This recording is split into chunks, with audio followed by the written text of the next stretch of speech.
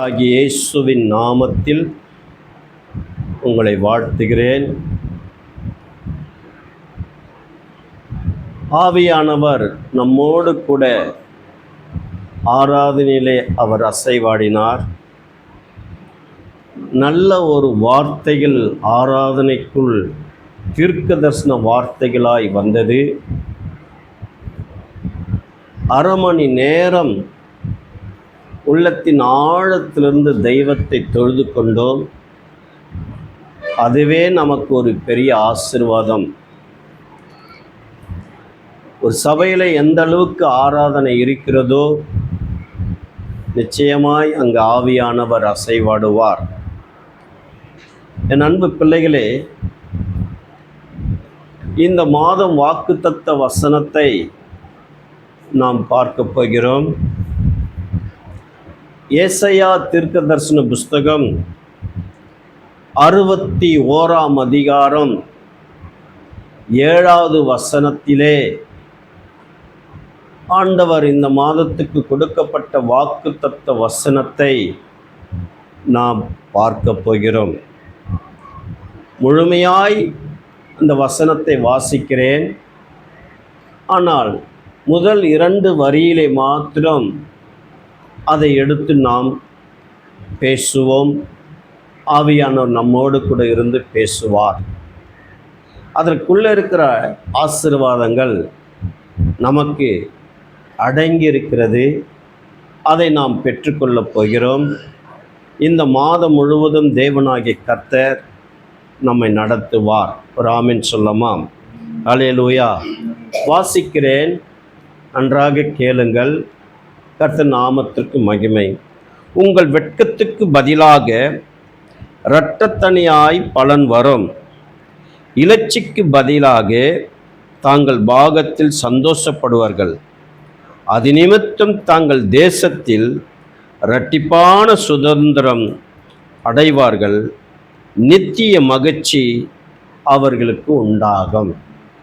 என் அன்பு பிள்ளைகளே, இதற்குள்ளே இருக்கிற ஆசீர்வாதங்கள் இந்த மாதம் முழுவதும் நமக்கு கிடைக்கப் போகிறது. இரட்டிப்பான நன்மைகள் கிடைக்கப் போகிறது.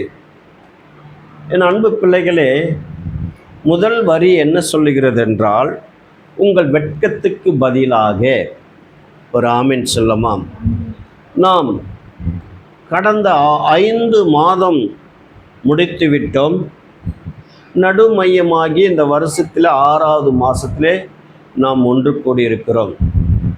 அந்த 5 மாத காலத்திலே நாம் எங்கே வெட்கப்பட்டோம் என்று அப்படியே தேவ சமூகத்துக்கு கொண்டு வருவோம். அப்பா, நான் இந்த காரியத்தில் வெட்கப்பட்டிருக்கிறேன் என்று கண்டிப்பாய் நாம் ஜெபித்திருப்போம். அதுக்கு ஏற்ற வண்ணமாய் இந்த 6வது மாதத்திலே இப்படி ஒரு வார்த்தைகளை கொடுத்திருக்கிறீர்களே என்று நாம் சிந்திக்க வேண்டும். செயல்பட்ட அந்த வார்த்தைகளை விசுவாசிக்க வேண்டும். உங்கள் வெட்கத்துக்கு பதிலாக இரட்டத்தனியான பலன் வரும். ஒரு ஆமென் சொல்லமா? அல்லேலூயா. எங்கே வெட்கப்பட்டோம் கண்ணோக்கி பாருங்க. அதே இடத்திலே கர்த்தர் நம்மை உயர்த்துவார். கீழே சொல்லப்படுகிறது, இலச்சிக்கு பதிலாக தாங்கள் பாகத்தில் சந்தோஷப்படுவார்கள். நாம் வெட்கப்படும் போது அதை குறித்து ஒரு சந்தோஷப்படக்கூடிய ஜனங்கள் இருக்கிறார்கள். ஒரு ஆமென் சொல்லமா? அல்லேலூயா. 2 கட்சிக்காரர்,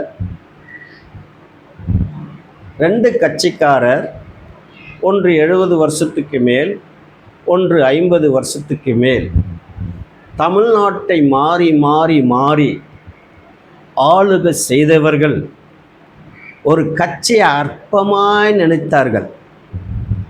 இலச்சை பார்த்தார்கள். அவனா வரப்போகிறான் என்று சந்தோஷப்பட்டார்கள். ஒரு மகிழ்ச்சியாக இருந்தார்கள். நம்ம தாண்டா, நான் தாண்டா, மாறி மாறி சொன்னார்கள். யாருமே அற்பமாய் நினைச்சிடக்கூடாது.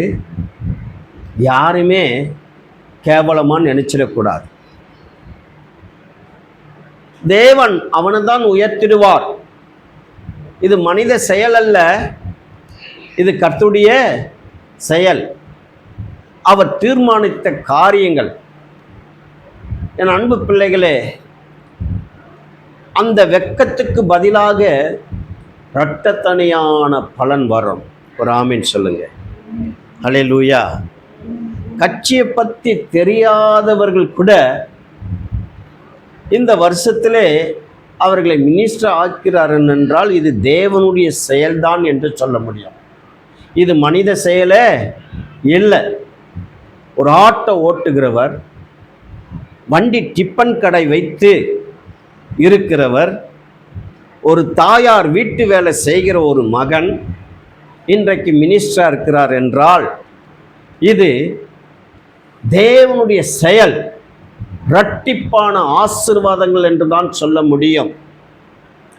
ஏனென்றால் ஒரு சாதாரண மனிதனாக இருக்கட்டும், அவன் ரோட்டில் பிச்சை எடுக்கிறவனாய் கூட காணப்படட்டும், ரோட்டில் படுத்து கொண்டிருக்கிறவனாய் கூட காணப்படட்டும், யாருமே அற்பமாய் எண்ணிடாதீங்க, கேவலமாய் பேசிடாதீங்க.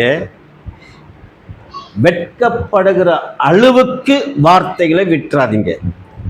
நாளை ஒரு காலத்திலே அந்த மனிதனை கர்த்தர் உயர்த்தி அவனுக்கு இரட்டத்தனையான ஆசீர்வாதத்தை கொடுக்கும்போது மற்றவர்கள் யார் ஏவலட்சமாய் பார்த்தார்களோ, வெட்கப்பட செய்தார்களோ, அவர்கள் வெட்கப்பட்டு போயிடுவார்கள், தலை குனிந்து போய்விடுவார்கள். ஒரு ஆமீன் சொல்லமா? அல்லேலூயா. இது எந்த அதிகாரியாக இருக்கட்டும், கலெக்டராக இருக்கட்டும், ஐபிஎஸ், ஐஏஎஸ்எஸ், இப்படியாய் போலீஸ் அதிகாரிகள், கவர்மெண்ட் அதிகாரிகள், யாராக இருக்கட்டும், உனக்கு கீழே இருக்கிற அதாவது வேலைக்காரர்கள், அதாவது அவர்களை அற்பமாய் எண்ணாதே. தேவன் நினைத்தால் அவனை உயர்த்திடுவார், உன்னை கீழே தள்ளிடுவார். ஒரு ஆமீன் சொல்லமா? அல்லேலூயா. கர்த்தர் நாமத்திற்கு மகிமை உண்டாகட்டும். என் அன்பு பிள்ளைகளே, தேவன் பெரிய காரியங்கள் செய்வார். அவரால் கூடாதது ஒன்றுமில்லை. இப்படிதான் இஸ்ரவேல் ஜனங்கள் எகிப்திலே 430 வருஷ காலமாய் அவர்களை வெட்கப்படுத்தி அவமானப்படுத்தி அடித்து நொறுக்கி அவர்களுக்கு சுமையை கொடுத்து, தாங்க முடியாத சுமைகளை கொடுத்து, செய்யக்கூடாத வேலைகளை மனிதன் செய்யும்படியாய் செய்து அவர்களை பயங்கரமான உபத்திரத்தில் வழிநடத்தினார்கள். ஏன் இஸ்ரவேல் ஜனங்களுக்கு கோபம் வந்திருக்காதா? அந்த நாளிலே வந்திருக்கும். அப்படி கோபப்பட்டால் ஜாட்டியால் அடிப்பார்கள், பயங்கரமான உபத்திரத்தை கொடுப்பார்கள், அவர்களை சாகடித்து விடுவார்கள். ஆண்டவர் கண்ணோக்கி பார்த்தார், இவர்களுடைய கூக்குரலின் சத்தத்தை கேட்டார். ஒரு நாள் வந்தது, அவர்களுடைய வெட்கத்துக்கு பதிலாக அந்த இடத்தை விட்டு வரும்போது இரட்டத்தனியான பலன்களோடு கூட எகிப்தை விட்டு வந்தார்கள். ஒரு ஆமீன் சொல்லமாம்? ஹல்லேலூயா. அது இரட்டத்தனியான பலன்கள் எது என்றால், என் அன்பு பிள்ளைகளே, எகிப்து ராஜாவின் அரண்மனைக்குள்ளே இருக்கிற பொக்கிஷ கதவுகளாம் திறக்கப்பட்டு இஸ்ரவேல் ஜனங்கள் பொன்னும் வெள்ளியும் வைடூரியமும் இப்படி விலை உயர்ந்த பொருட்களை, ஆடு மாடு சகலத்தையும், கழுதைகள், இப்படியாய் பல பொருட்களை எடுத்துக்கொண்டு இரட்டத்தனியான ஆசீர்வாதத்தோடு கூட, ஒரு ஆமீன் சொல்லுங்க, அல்லேலூயா, வெளியே வந்தார்கள். ஒரு ஆமீன். கர்த்தர் நாமத்திற்கு மகிமை உண்டாகட்டும். என் அன்பு பிள்ளைகளே, நீங்கள் எந்த இடத்துல வெட்கப்பட்டீர்கள்? கண்ணோக்கி பாருங்க, பயப்படாதே. இந்த மாதத்திற்கு இரட்டத்தனியான பலன் வரும். அந்த வெட்கத்துக்கு பதிலாக மற்றவர்கள் இலைச்சை பார்த்து கொண்டு சந்தோஷப்பட்டவர்களாய் காணப்பட்டால் அவர்களுக்கு சில வார்த்தைகள் இருக்கிறது. ஒரு ஆமீன் சொல்லமா? கர்த்தர் நாமத்திற்கு மகிமை. ரொம்ப ரொம்ப நாணமா இருக்கணும்.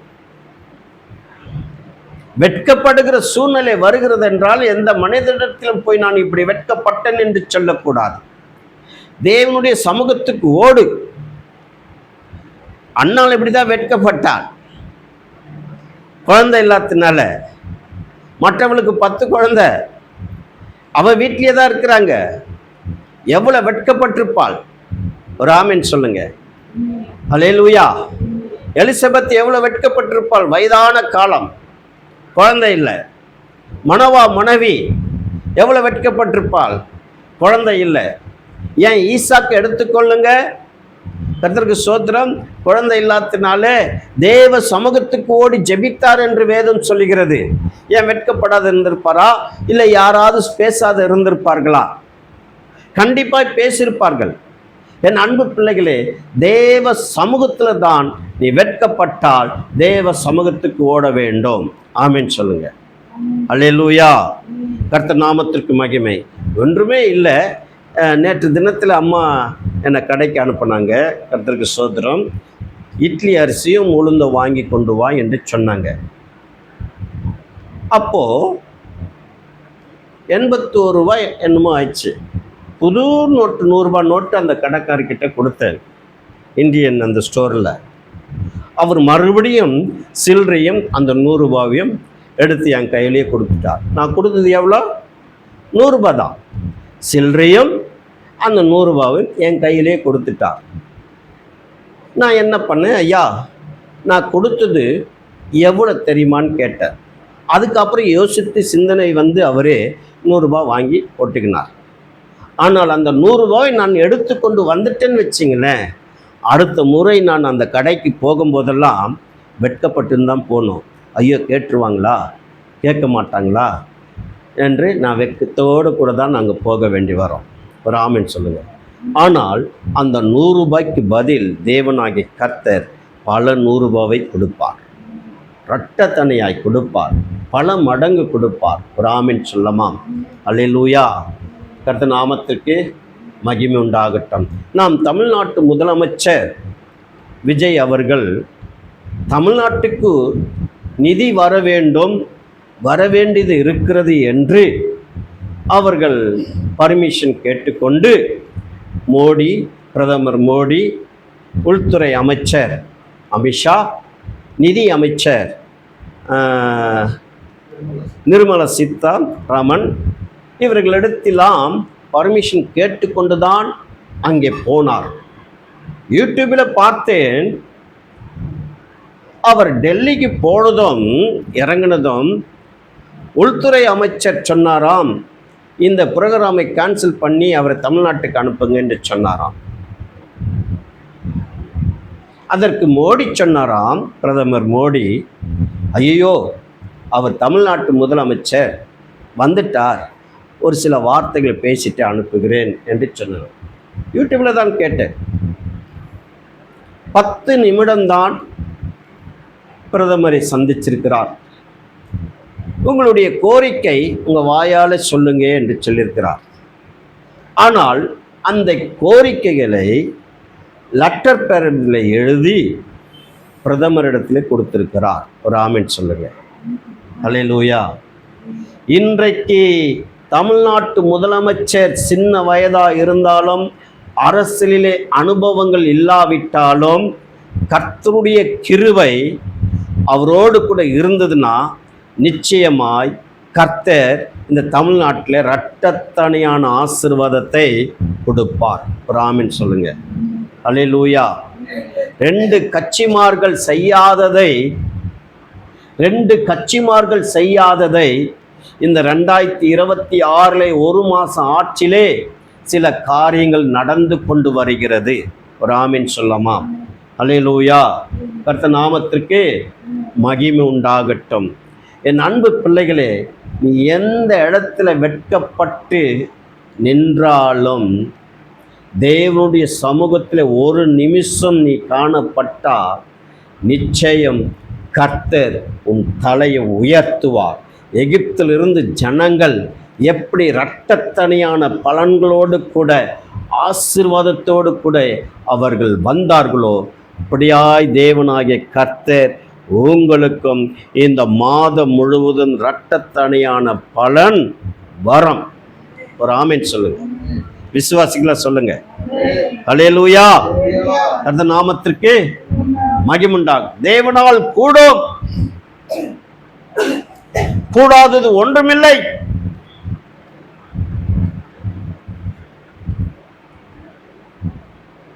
கர்த்தருடைய கரம் உன்னோடு கூட இருந்தால் நிச்சயம் கர்த்தர் நடத்துவார். எவ்வளவு அழகாய் சொல்லப்படுகிறது. அது நிமித்தம் தாங்கள் தேசத்தில் இரட்டிப்பான சுதந்திரம் அடைவார்கள், நித்திய மகிழ்ச்சி அவர்களுக்கு உண்டாகும். நிச்சயமாய் உன் தேசத்திலே நீ வெட்கப்பட்டு சூழ்நிலையை கிடந்தால் சரி, ஆமென் சொல்லுங்க. மோவாப் தேசத்தின் ரூத் எருசலேமுக்கு வந்த பிறகு எவ்வளவு வெட்கப்பட்டா தெரியுமா? வேதத்தில் இல்லை, ஆனா சில புஸ்தகத்தில் எழுதப்பட்டிருக்கிறது. விக்கிரக பிடித்தவளே, நீ தண்ணீர் குடத்து அண்டைக்கு வந்து விட்டாயா என்று ஏவலட்சமாய் பேசினார்கள். ஒரு ஆமென் சொல்லுங்க. ஹல்லேலூயா, ஹல்லேலூயா. அந்த இஸ்ரவேல் ஜனங்கள் எந்த அளவுக்கு அவளை வெட்கப்பட வைக்க வேண்டுமோ ரூத்தை வெட்கப்பட வைத்தார்கள். கர்த்தர் தீர்மானம், எந்த இடத்திலே ரூத்து பொறுக்கினாலோ அந்த இடத்தை சொந்தமாக்கினார். ஆமென் சொல்லுங்க. இரட்டத்தனையான ஆசீர்வாதத்தை அந்த ரூத்தின் தலைமையில் வைத்தார். இழந்து போன பிள்ளைகளுக்கு, இழந்து போன கணவனுக்கு பதிலாக ஒரு ஓபத்தை பெற்றுக் கொடுத்தாள். யாரு? ரூத். அந்த ஓபத்தை வாங்கி கொண்டு, அதாவது அந்த நகோமி சந்தோஷப்பட்டால். இதுதான் இரட்டத்தனையான பலன். ஒரு ஆமென் சொல்லுங்க. அல்லேலூயா.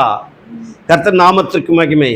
இவ்வளோ பெற்றெடுத்தால் இழந்து போன பிள்ளைகளுக்கு மீண்டும் கர்த்தர் எனக்கு ஒரு பிள்ளையை கொடுத்தார் என்று சந்தோஷப்பட்டாள் நகோமி.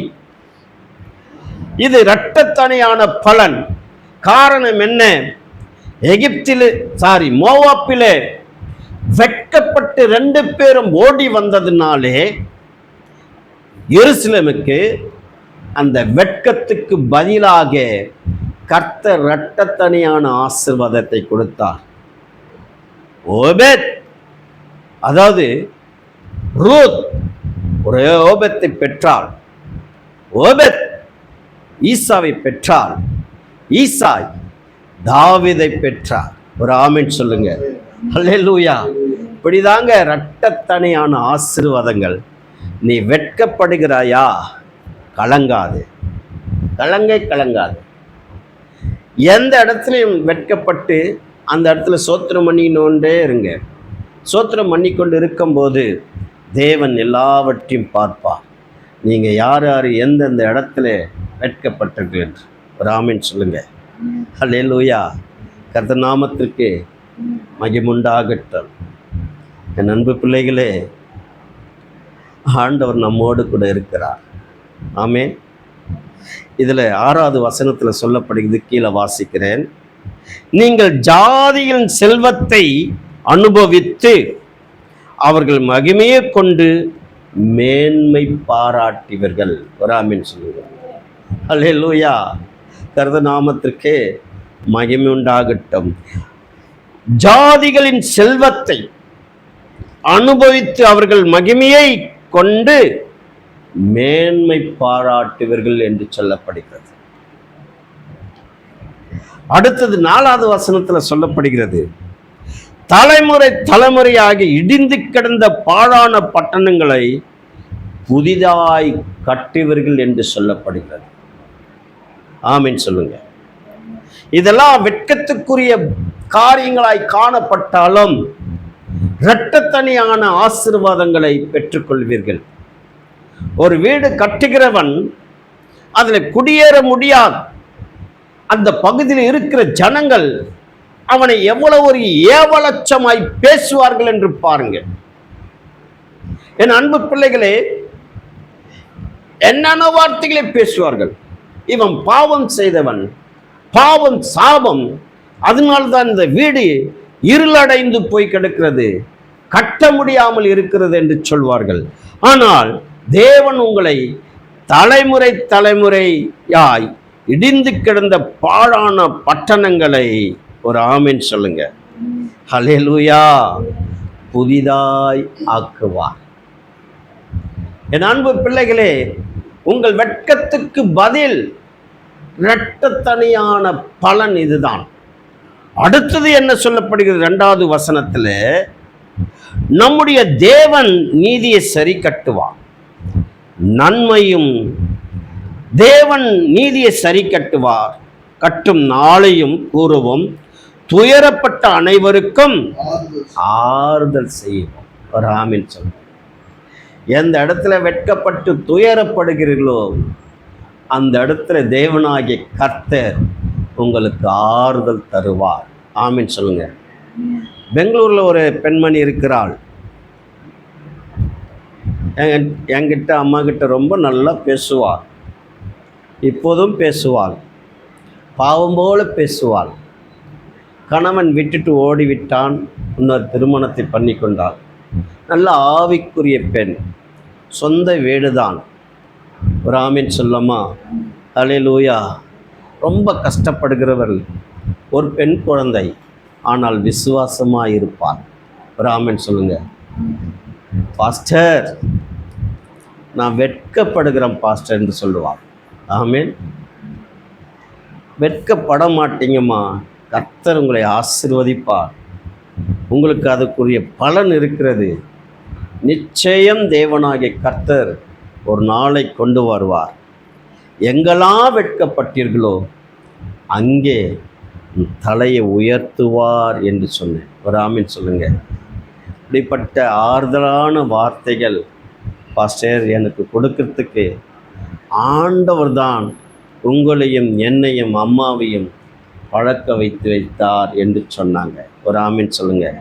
ஹல்லேலூயா. இருக்கிற உண்மையை சொல்லுவார். கடந்த வாரத்தில் கூட 20,000 ரூபாய் லோன் போட்டு தன் வீட்டை ஆல்ட்ரு பண்ணுகிறாள், பூசாமல் இருக்கிறாள். அதையும் எடுத்து சொன்னாள். எல்லாவற்றையும் சொல்லுவாள். கர்த்தர் அந்த மகளுக்கு வெட்கத்துக்கு பதிலாக இரட்டத்தனியான பலன் வர வேண்டும். ஆமீன் சொல்லமா? ஹல்லேலூயா. ஆமீன். கவலைப்படாதீங்க, நிச்சயம் தேவனாகிய கர்த்தர் நம்மை ஆசீர்வதிப்பார். எங்கே வெட்கப்படுகிறோமோ ஆமீன் சொல்லுங்க. ஹல்லேலூயா. கர்த்தர் நாமத்திற்கு மகிமை. நிறைய பேர் இந்த ஊழியத்தை குறித்து ஏவலட்சமாய் பேசியிருக்கலாம். ஐயா, அவன் என்ன வீட்டில் தானே ஆராதிக்கிறான், எழுதி வச்சுங்க. இன்னும் கொஞ்ச காலத்துக்குள்ளே இருக்கிற பெரிய பெரிய சபைகளெல்லாம் ஆராதனை நடக்க முடியாத பூட்டப்பட போகிறது. ஒரு ஆமீன் சொல்லமா? ஹல்லேலூயா. இப்படிப்பட்ட சின்ன சின்ன சபைகளில் தான் தேவன் நாமம் மகிமைப்படும். ஆனாலும் அவர் வருகைக்கு முன்பாக நிச்சயம் ஒரு சபையை நமக்கு கட்டி கொடுப்பார். ஆமீன் சொல்லுங்க. ஹல்லேலூயா. கர்த்தர் நாமத்திற்கு மகிமுண்டாகட்டும். என் அன்பு பிள்ளைகளே, நிச்சயம் உயர்த்துவார். தேவனுக்கே தெரியும் போது இங்கே நடத்திட்டு மனிதனுக்கு தெரிஞ்சானா தெரிய கட்டினா அவனை கொடுக்க போகிறான். கொடுக்க போது கர்த்தர் உயர்த்த போகிறார். என் வெட்கத்துக்கு பதிலாக இரட்டத்தனியான பலனை என் ஊழியத்துக்கு கர்த்தர் கொடுப்பார். ஆமீன் சொல்லுங்க. ஹல்லேலூயா. கர்த்தர் நாமத்திற்கு மகிமுண்டாகட்டும். யாரையும் நம்ப தேவையில்ல. வெட்கப்படுத்துறேன்னா சோத்திரம் சொல்லிட்டு வாங்க, ஆண்டவர் நாமத்துக்கு மகிமைக்கு என்று சொல்லிட்டு வாங்க, ஆண்டவர் பார்த்துக்குவார். ஒரு வசனத்தை வாசிக்கலாம். நீதிமொழிகள் 13ஆம் அதிகாரம், பக்கம் 777. பக்கம் 777. 3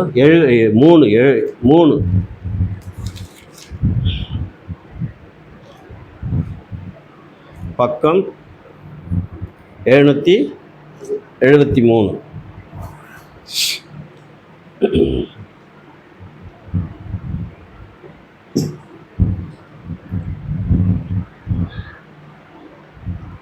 அஞ்சாவது வசனத்தை வாசி. நீதிமான் பொய்ப்பேச்சை வெறுக்கிறான், துன்மார்க்கனோ வெட்கமும் லட்சியம் உண்டாக்குகிறான். பார்த்தீங்களா? இவ்வளவு நேரம் அதுதான் பார்த்தோம். நீதிமான் பொய்ப்பேச்சை வெறுக்கிறான், துன்மார்க்கன் வெட்கம் இலச்சை உண்டாக்குறான். என் அன்பு பிள்ளைகளே, இதற்காக நாம் செபிக்கும் போது, இதற்காக தேவ சமூகத்தில் மன்றாடும் போது, தேவனாகிய கர்த்தர் நமக்கு உச்சிதமான கோதுமையினாலே நம்மை திருப்தியாக்குவார். ஆமென் சொல்லுங்க. அல்லேலூயா. கர்த்தர் நாமத்திற்கு மகிமுண்டாகட்டும். 2வது வசனத்தை வாசிக்கலாம். அதே அதிகாரத்தில், மனுஷன் தன் வாயின் பலனால் நன்மையை புசிப்பான், துரோகிகளின் ஆத்துமாவோ கொடுமையை புசிக்கும். கவனிக்கணும்.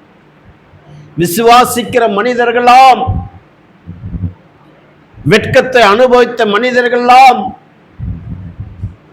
எங்கெல்லாம் வெட்கப்பட்டீர்களோ அந்த இடத்திலெல்லாம் தேவனாகிய கர்த்தர் தன் வாயின் பலனால் நன்மையை புசிப்பான், துரோகிகளின் ஆத்துமாவோ கொடுமையை புசிக்கும். ஒரு ஆமென் சொல்லுங்க. அல்லேலூயா. கொடுமை, கொடுமைனா கொடுமை, அதை புசிக்கும்.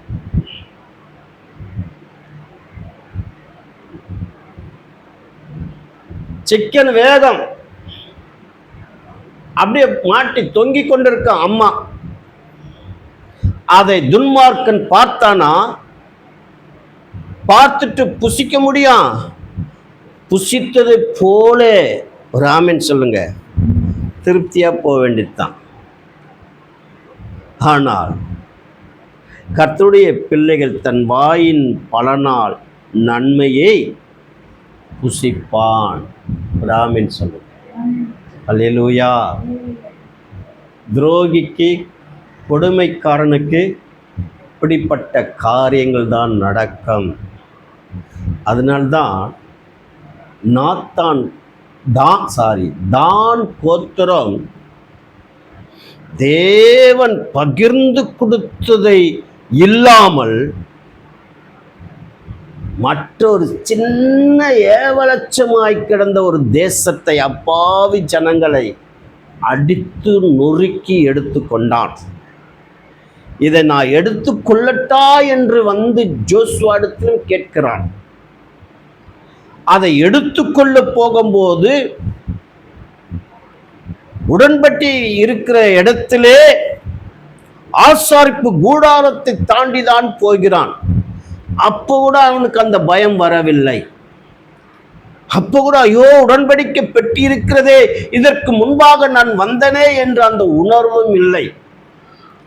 அதை தாண்டி போய் அந்த தேசத்தில் இருக்கிற ஒரு பகுதியில் இருக்கிற அப்பாவி ஜனங்களை அடித்து நொறுக்கி அந்த பட்டணத்தை தன் பக்கம் திருப்பி கொண்டான். ஒரு ஆமென் சொல்லுங்க. அல்லேலூயா, அல்லேலூயா. கர்த்தர் நாமத்திற்கு மகிமுண்டாகட்டும். அதனால தான் அந்த கொடுமைக்காரனுக்குத்தான் வெளிப்படுத்தின விசேஷத்தில் இடமே இல்லாமல் போய்விட்டது. ஆமென். என் அன்பு பிள்ளைகளை, கொடுமைக்காரன் நன்மையை எப்படி புசிப்பானா? என்ன சொல்லப்படுகிறது? துரோகிகளின் ஆத்துமாவே கொடுமையை புசிக்கும். ஒரு வசனத்தை வாசிக்கும். ஏசாயா 65 பக்கம் 872, பக்கம் 872. ஏசாயா 66 ஏசாயா 66 பக்கம் 872 5வது வசனத்தை வாசிக்கலாம். 66:5. கர்த்தருடைய வசனத்துக்கு நடங்குகிறவர்களே அவருடைய வார்த்தை கேளுங்கள்.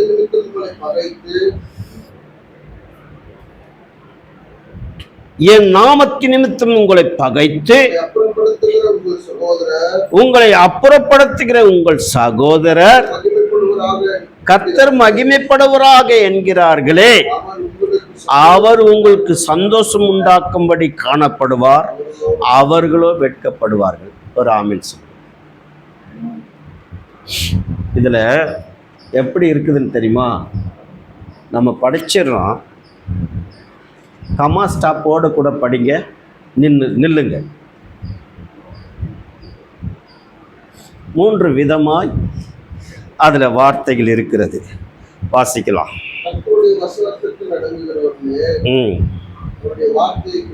நில்லுங்க.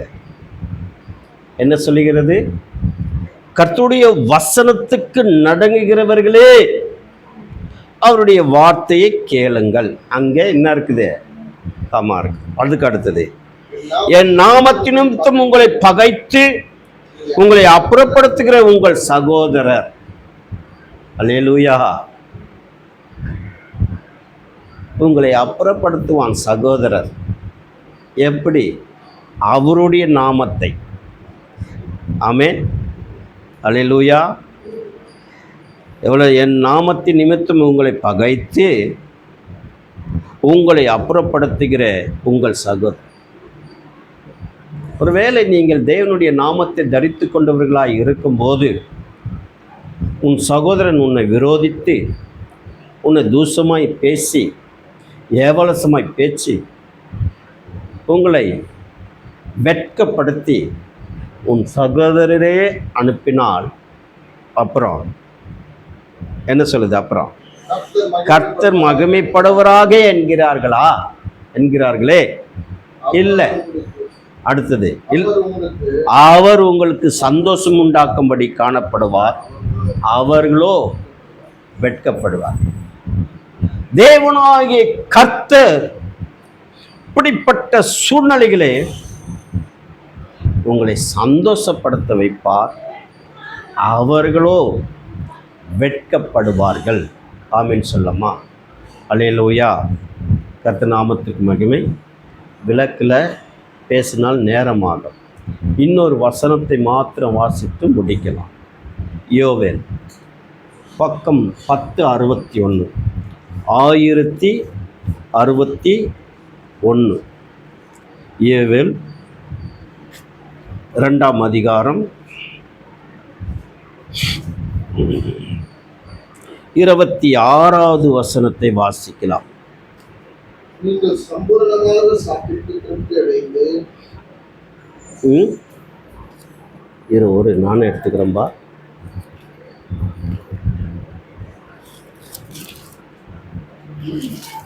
ஒரே நிமிஷம்.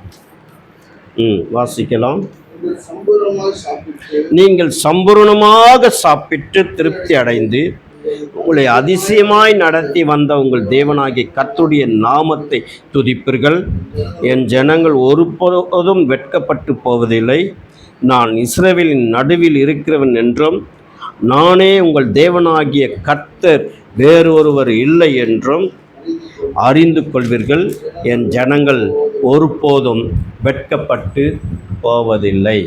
கர்த்தர் இந்த வார்த்தைகளை ஆசீர்வதிப்பாராக. யூடியூப் மூலமாக கேட்கிற ஜனங்களே, இந்த வார்த்தைகளை கேளுங்க, ஷேர் பண்ணுங்க. நொந்து போய் இருக்கிற ஜனங்களுக்கு, வெட்கப்படுகிற ஜனங்களுக்கு இது ஆசீர்வாதமாக இருக்கட்டும். ஒருவேளை நீங்கள் கேட்கிற போதே மற்றவர்களுக்கு இந்த வசனத்தை அனுப்புங்க. கர்த்தர் உங்களை ஆசீர்வதிப்பார். ஆமென்.